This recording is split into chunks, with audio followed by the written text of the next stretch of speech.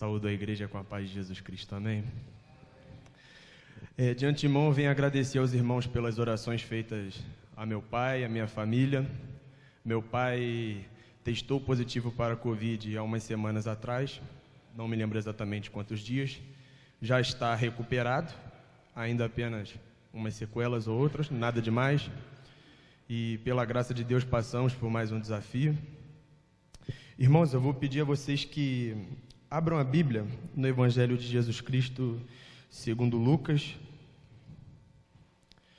Lucas no capítulo 6, a partir do versículo 27, será nosso texto base.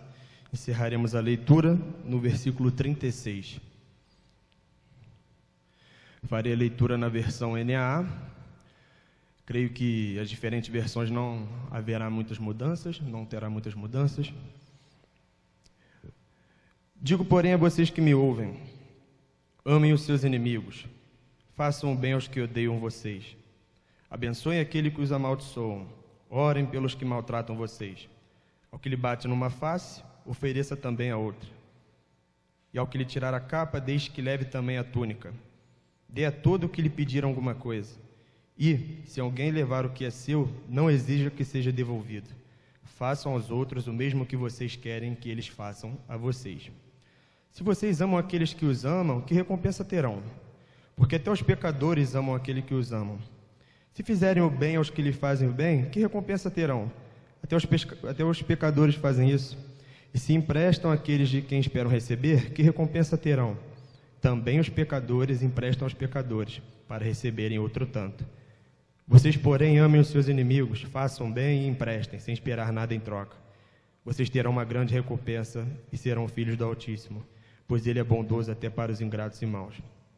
Sejam misericordiosos, como também é misericordioso o Pai de vocês. Amém? Irmãos, Deus tem falado muito ao meu coração nos últimos dias acerca de valores cristãos. Muito se fala na internet, muito se fala no meio teológico, no meio político, sobre resgatar os valores cristãos. E é verdade, nós devemos manter os nossos valores. Mas eu percebo que o principal valor de Cristo está sendo deixado um pouco de lado. Dentro do debate teológico, político, social, a comunidade cristã tem se levantado e tem erguido bandeiras. Mas eu creio que a principal bandeira que Cristo nos deixou, que é o amor, está sendo deixada de lado, está sendo olhada assim, não como uma coisa que fosse uma obrigação. Estamos vendo o amor como uma característica do cristão, mas não como uma obrigação.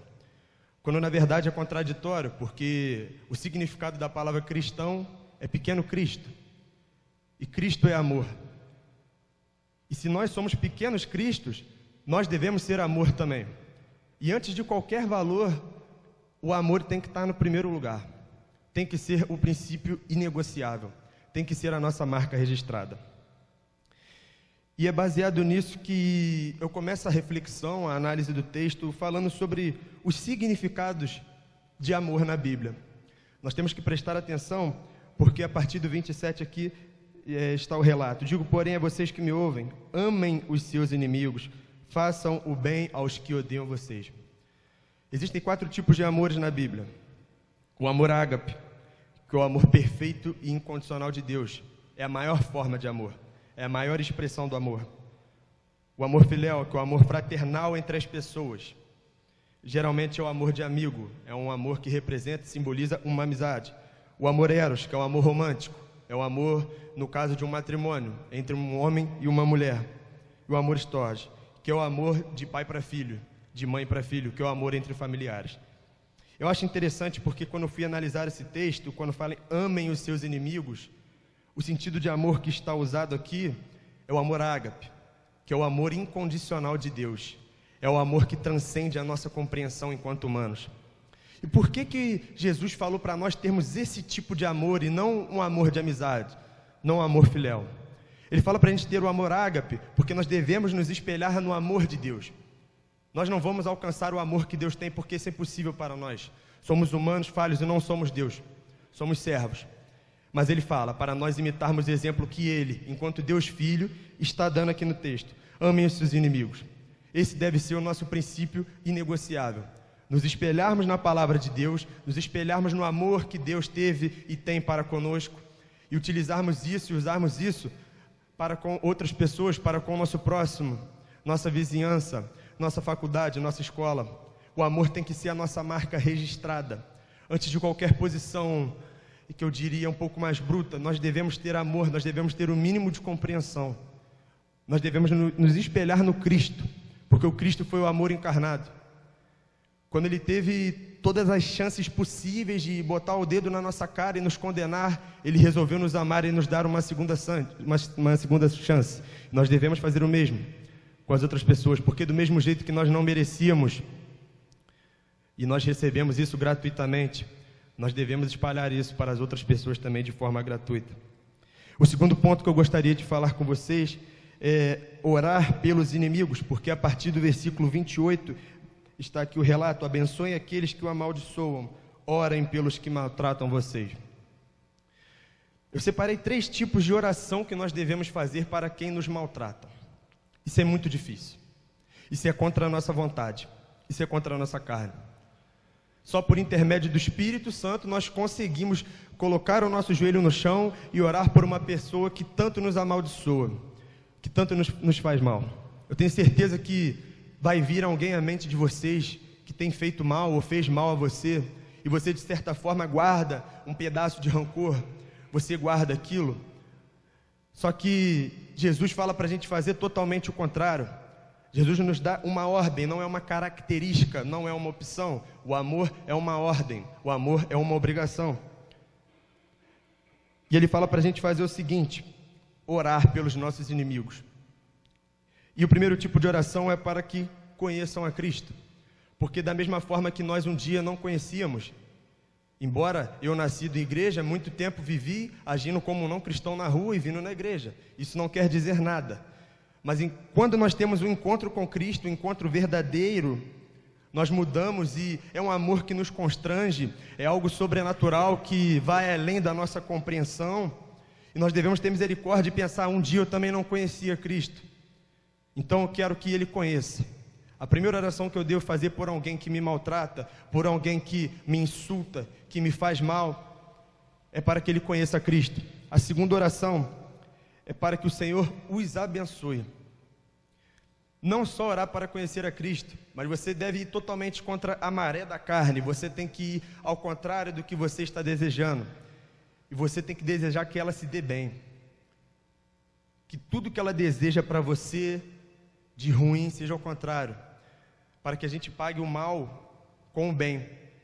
Então, é o segundo tipo de oração, para que o Senhor esteja abençoando essa pessoa. E o terceiro é para que o Senhor os perdoe. Eu vou pedir para o Fefe projetar uma passagem que eu gosto, que é de Atos 7, a partir do 54, se puder aí, que é um exemplo que eu gosto muito do perdão. É um exemplo que eu acho lindo sobre perdão. Diz assim a passagem famosa, creio que os irmãos conheçam. Ao ouvirem isto, ficaram com o coração cheio de raiva e rangiam os dentes contra ele. Mas Estevão, cheio do Espírito Santo, fitou os olhos no céu e viu a glória de Deus e Jesus, que estava à direita de Deus. Então disse: eis que vejo os céus abertos e o Filho do Homem em pé à direita de Deus. Eles, porém, gritando bem alto, taparam os ouvidos e unânimes avançaram contra ele. E expulsando-o da cidade, o apedrejaram. As testemunhas deixaram as capas deles aos pés de um jovem chamado Saulo. Enquanto o apedrejavam, Estevão orava, dizendo, preste atenção nessa parte, enquanto o apedrejavam, Estevão orava, dizendo, Senhor Jesus, recebe o meu espírito. E ajoelhando-se, gritou bem alto, Senhor, não os condene por causa deste pecado. Vou repetir. Então, ajoelhando-se, gritou bem alto, sendo apedrejado, Senhor, não os condenes por causa deste pecado. A nossa postura tem que ser exatamente essa, por mais difícil que seja. Por mais difícil que seja a gente negar a nossa carne, a nossa vontade de vingança, a nossa sede de vingança que o humano tem enquanto carnal, nós temos que pegar esse exemplo de Estevão, que era um servo de Jesus Cristo, e fazer exatamente o contrário. Senhor, os perdoe. Como já diria o próprio Jesus na cruz, os perdoe, pois eles não sabem o que eles fazem. Então, essa tem que ser a nossa postura, orar para que eles conheçam a Cristo, para que o Senhor os abençoe e para que o Senhor, principalmente, os perdoe, causando neles arrependimento genuíno e uma entrega total após conhecer Cristo. E o terceiro ponto que eu gostaria de falar desta pregação é sobre nós não fazermos justiça com as nossas próprias mãos. Lendo a partir do 29 ao 31, para a gente ratificar o que já foi dito, está aqui o relato. E ao que lhe tirar a capa, deixe que levem também a túnica. Dê a todo o que lhe pediram alguma coisa. E se alguém levar o que é seu, não exija que seja devolvido. Façam aos outros o mesmo que vocês querem que eles façam a vocês. Muita gente interpreta esse texto de forma equivocada, achando que é no sentido literal, que se nós tomarmos um tapa, nós temos que realmente falar e oferecer para nós tomarmos outro. Isso foi um paradoxo literário que Jesus usou para dizer o seguinte: de forma alguma vocês anseiem pela vingança, de forma alguma vocês procurem, antes vocês tomem tapa em outra face, antes vocês se prejudiquem em dobro do que se vinguem. E essa foi uma forma que Jesus usou para se expressar, assim como no próprio Sermão da Montanha também, Jesus fala, né, e se teu olho te faz pecar, você arranque. Jesus não está falando literalmente para você arrancar seu olho, mas arrancar o que te faz pecar. São modos que Jesus usou para se expressar. São modos, eu diria, um pouco radicais, enquanto modos de se falar, enquanto paradoxos literários, mas não é esse sentido assim, literal. O sentido que Jesus quer dizer é o seguinte: antes vocês sofram isso do que vocês resolvam se vingar. Antes aconteça isso com vocês do que vocês continuarem pecando. Então nós temos que tomar um cuidado com esse tipo de interpretação quando nós lemos a Bíblia. Porque eu pesquisando, eu vi casos de pessoas assim, grupos extremamente religiosos que começavam a arrancar, a cortar os dedos, a se mutilarem, arrancarem a mão, arrancarem membros do corpo que os faziam pecar. E também não é essa postura. O não pecar é o arrependimento, não o literalmente nós nos mutilarmos, a gente se cortar, não. Nós temos que tomar esse exato cuidado aqui. E eu gostaria até de ler 2 textos. Levítico 19:18, se puder transmitir. Eu vou dar um exemplo no Antigo Testamento e um exemplo no Novo. Não procure vingança, nem guarde ira contra os filhos do seu povo, mas ame o seu próximo como você ama a si mesmo. Eu sou o Senhor. Você vê que no Antigo Testamento, lá no Pentateuco, nos primórdios ali da Bíblia, Jesus ainda não era revelado, Deus tinha instituído essa ordem. E um famoso também que fica lá em Romanos, no capítulo 12, quem esteve presente nas aulas de EBD vai provavelmente se lembrar dessa passagem. Romanos 12, do verso 19 até o verso 21. Meus amados, não façam justiça com as próprias mãos, mas deem lugar à ira de Deus, pois está escrito: a mim pertence a vingança, eu é que retribuirei, diz o Senhor. Façam o contrário. Se seu inimigo tiver fome, dê-lhe de comer. Se tiver sede, dê-lhe de beber, porque fazendo isto você amontoará brasas vivas sobre a cabeça dele.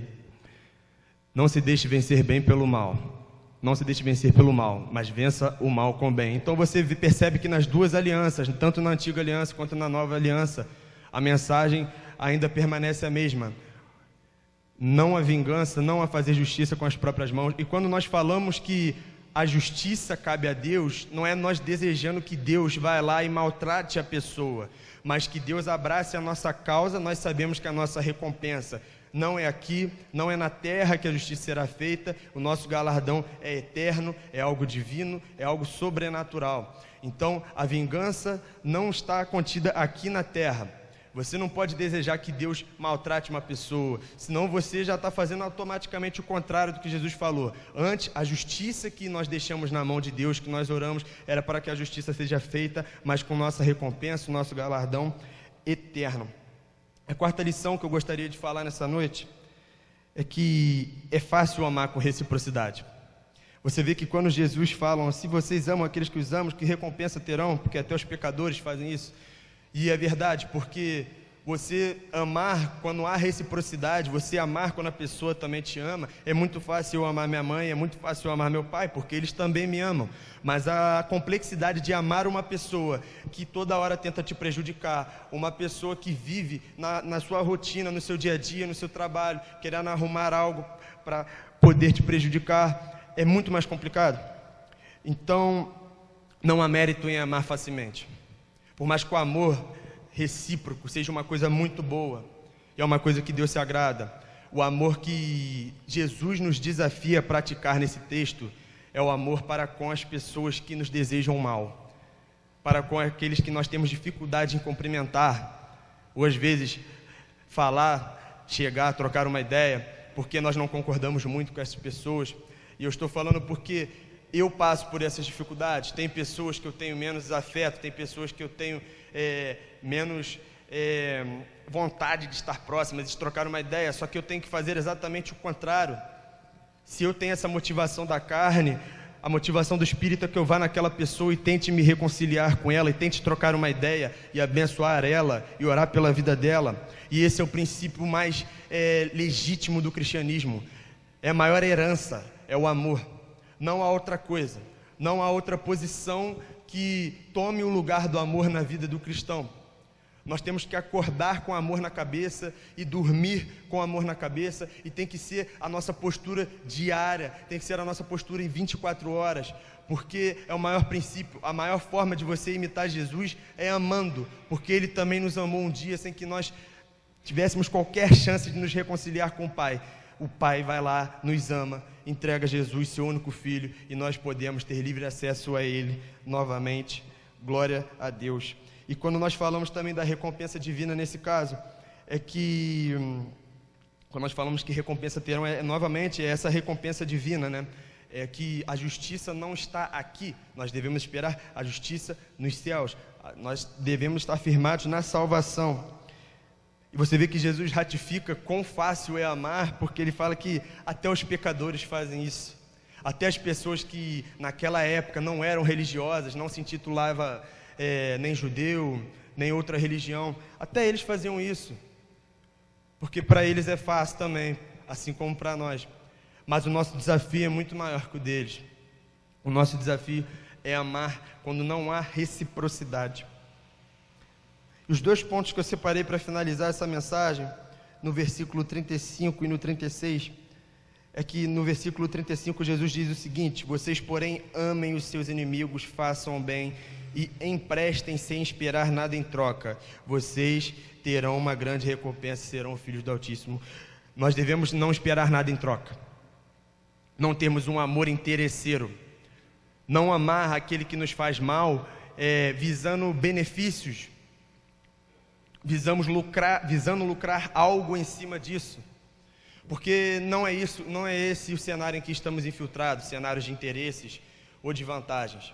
É totalmente o contrário. Jesus disse que quem quisesse vir após Ele, tomar uma cruz e o segui-lo. Então, esse é um modo também de tomar a cruz, porque não é fácil. A nossa cruz pode ser amar alguém que nós não conseguimos amar, e isso faz parte da nossa vida. E nós não temos mérito nenhum nisso, nós não somos melhores que ninguém por causa disso, porque é o Espírito Santo que nos motiva e nos cativa a fazer isso. Por isso que nós devemos orar pedindo ajuda ao Espírito Santo, pedindo ao Espírito Santo que Ele venha e que Ele intervenha em nossas vidas e em nossas atitudes, para que nós possamos nos parecer mais com Cristo diariamente, amando, mesmo o mais difícil que seja. E para mim, a palavra que é o ápice do amor é misericórdia. E é justamente isso que no final desse texto ele vai dizer: sejam misericordiosos, como também é misericordioso o Pai de vocês. A misericórdia é o ápice do amor, porque é você absolver uma dívida, é você não ver o quanto você poderia ganhar em cima daquela causa, é você ver o quanto que você não podia se dar bem em cima daquela coisa, e você simplesmente abre a mão, deixa isso de lado, porque você lembra que um dia você também herdou tal misericórdia, tal imerecida graça, você herdou de Cristo. Então nós devemos pegar esse exemplo da misericórdia, que é o ápice do amor. A maior forma de se demonstrar um amor é tendo misericórdia. Nós devemos pegar isso e usar isso como um padrão de vida.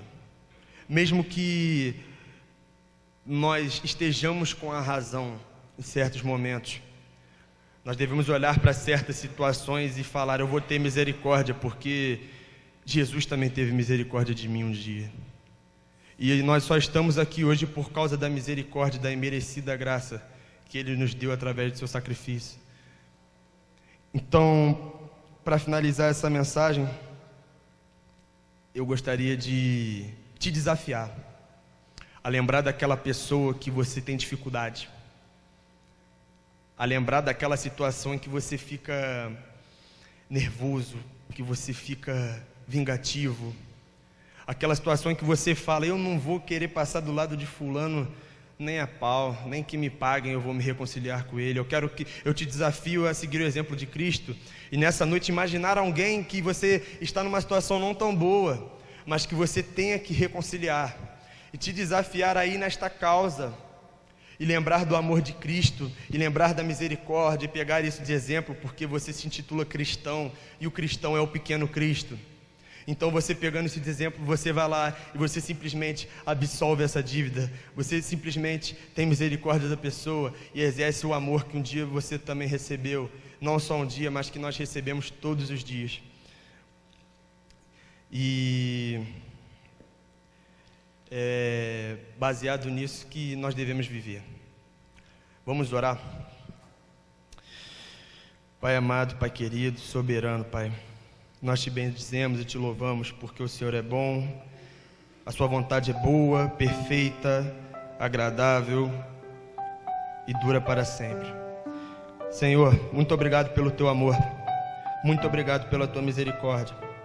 Que o Senhor seja a nossa fonte de inspiração, que nós possamos exercer esse amor, mesmo que contra a vontade a princípio, mas que nós possamos nos lembrar do maior exemplo de amor, que é a cruz. Nós possamos lembrar, Pai, do que foi a vida de Jesus, os exemplos de amor, Pai, o combate à religiosidade, o combate ao discurso, Pai, ferrenho.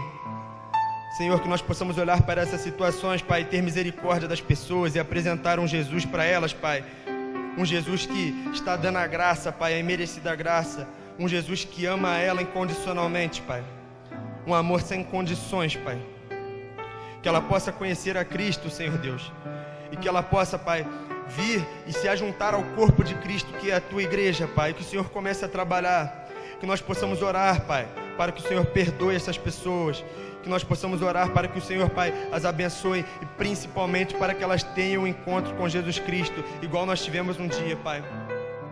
Todos nós um dia tivemos um encontro com Cristo por causa do testemunho de uma pessoa, Pai. Que nós possamos ser testemunho para essas pessoas mundo afora, que elas possam falar daqui ao tempo: eu estou aqui graças a um bom exemplo, Pai, eu também quero passar esse bom exemplo. Que nós possamos deixar isso, Pai, de herança para os outros, o amor, Pai.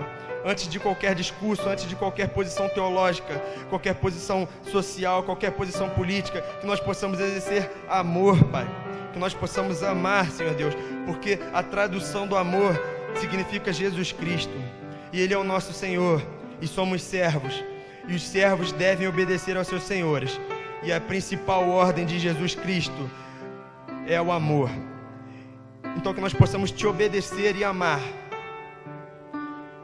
É nisso que eu te oro, eu te agradeço, Pai, no nome doce e santo de Jesus Cristo, nosso Salvador, nosso Redentor.